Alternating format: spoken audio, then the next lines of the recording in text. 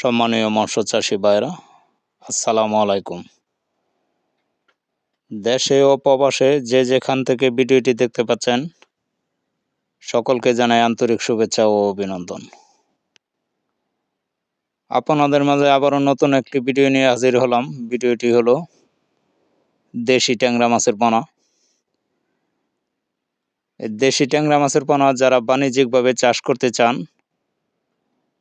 তারা অবশ্যই আমাদের স্ক্রিনে দেওয়া নম্বরে যোগাযোগ করে সরাসরি হ্যাচারি থেকে মাছগুলো সংগ্রহ করতে পারেন এবং কি ঘরে বসে মাছগুলো অর্ডার করতে পারেন। এই মাছগুলো যারা